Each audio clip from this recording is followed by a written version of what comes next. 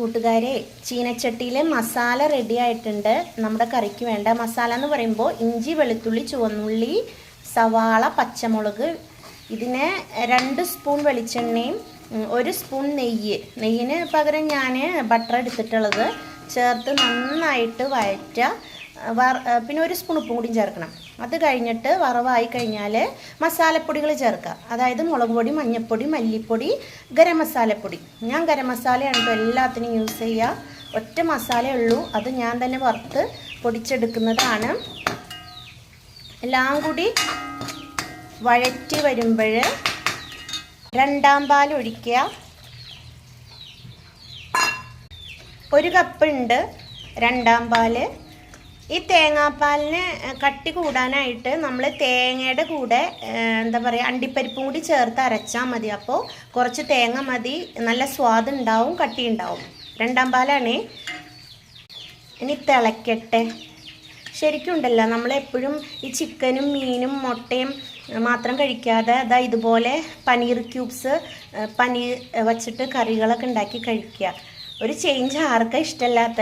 പിന്നെ എപ്പോഴും 100% ഉറപ്പായിട്ടുള്ളൊരു കാര്യമാണ്, നമ്മൾ കടയിൽ നിന്ന് കഴിക്കുന്നതിനേക്കാൾ രുചിയും ആരോഗ്യവും ഉള്ളത് വീട്ടിലുണ്ടാക്കുന്ന ഭക്ഷണമാണ്. എന്താണെന്ന് വെച്ച് കഴിഞ്ഞാൽ നമ്മൾ കൃത്രിമമായിട്ടുള്ള എസൻസോ ഫ്ലേവറോ കളറോ ഒന്നും ചേർക്കുന്നില്ല. അതാണ് കേട്ടോ. അപ്പോൾ മാക്സിമം വീട്ടിലുണ്ടാക്കി കഴിക്കുക. ഇടയ്ക്കൊരു ചേഞ്ചിന് ഫാമിലി ആയിട്ട് പുറത്ത് പോയി കഴിക്കുക. കുരുമുളക് പൊടിയും കൂടി ചേർത്ത് കൊടുത്തിട്ടുണ്ട്. ഞാൻ ഇപ്പോഴാണ് കേട്ടോ വേപ്പില ഇടുക, കാരണം എനിക്കിങ്ങനെ പച്ച കളറായിരിക്കണം വേപ്പില. ഗുണം കിട്ടാൻ വേണ്ടിയിട്ടാണ് കേട്ടോ വേപ്പില ഇങ്ങനെ വേവിക്കുമ്പോൾ ഇടണത്. നമ്മൾ വഴറ്റി കഴിഞ്ഞാൽ വേപ്പിലയുടെ ഗുണം നഷ്ടപ്പെടും. ടേസ്റ്റ് വഴറ്റുന്നതാണ്. നന്നായി തിള വന്നു. ഇനി നമ്മുടെ പനീർ ക്യൂബ്സ് ചേർക്കാം. അളവൊക്കെ ഞാൻ ഡിസ്ക്രിപ്ഷൻ ബോക്സിൽ കൊടുത്തേക്കാം കേട്ടോ. ഇനി തീ ഒരു ലോ ഫ്ലെയിമിലാക്കുക. അവിടെ കിടന്ന് മസാലയൊക്കെ പിടിക്കട്ടെ. ഇതിൻ്റെ ഗ്രേവി ഇച്ചിരി തൊട്ട് നോക്കിയിട്ട് കുറവ് എന്തെങ്കിലുമൊക്കെ ഉണ്ടെങ്കിൽ ഇപ്പം ആഡ് ചെയ്ത് കൊടുക്കാം കേട്ടോ.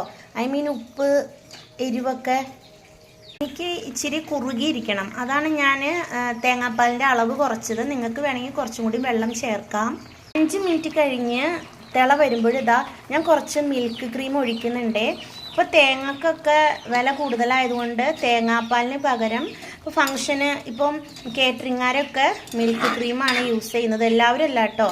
പക്ഷെ മിൽക്ക് ക്രീം ഒഴിച്ചു കഴിഞ്ഞാൽ നല്ലൊരു ടേസ്റ്റ് കിട്ടും, തിക്നെസ് കിട്ടും. തിള വന്നാൽ 1 പാൽ ചേർക്കാണ്.